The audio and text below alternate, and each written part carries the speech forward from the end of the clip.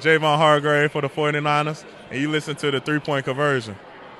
Let's go Niners.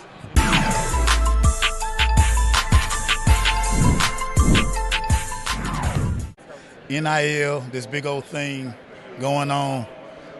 You will star at Georgia. How would you erect NIL? They've been broke.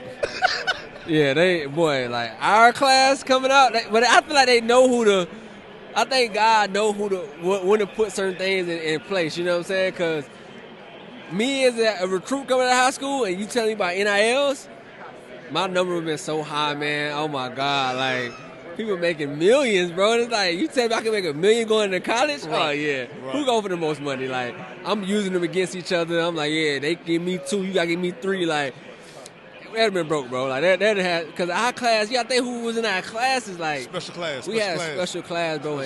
And those guys they definitely weren't taking, like, no little for nothing. Like, they going to get the most out of everything. So, yeah, they knew who to give them deals to for sure. Why do y'all treat Ian Rappaport like that on y'all show? Met him?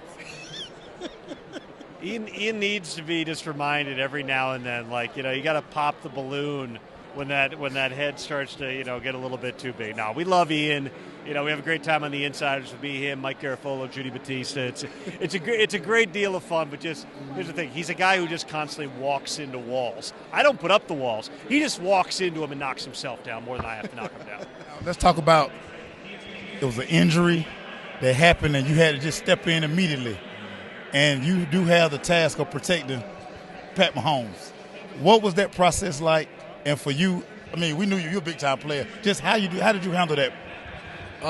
That's just something you prepare for every day. It just doesn't come that day. You have to be ready when your numbers start at all times. So all I could do was prepare the same way I did each and every week, knowing that never know if my number's going to get called or not, but being ready when the time comes. Now let's talk about the jump from HBCU to the NFL. What was the toughest transition getting up? I think it really wasn't. I think because it's a transition for everybody from college to the NFL. But I think coming from HBCU to the NFL is actually an advantage because we ain't got a lot of things that these bigger schools got.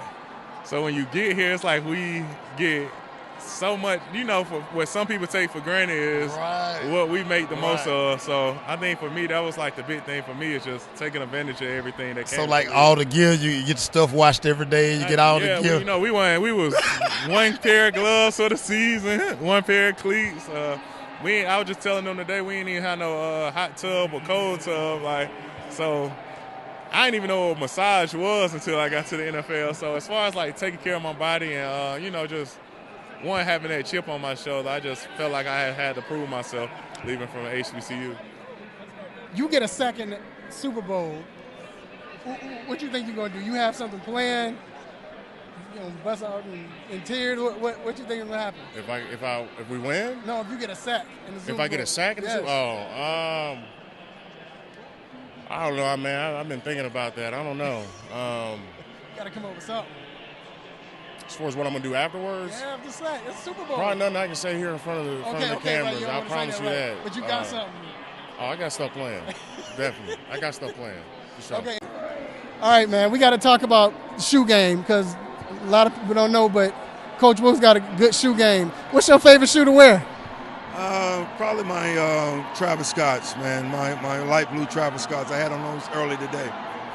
When did you start getting into the sneaker game?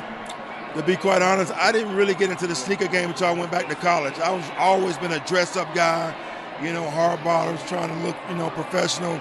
And then going back to college and being around those guys recruiting, my shoe game picked up.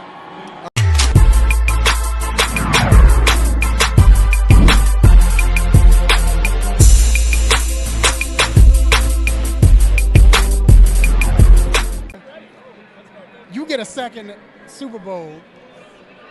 What you think you're going to do? You have something planned? Bust out in tears. What you think is going to happen? If we win? No, if you get a sack in the Super Bowl. If I get a sack in the Super Bowl? I don't know, man. I've been thinking about that. I don't know. You got to come up with something.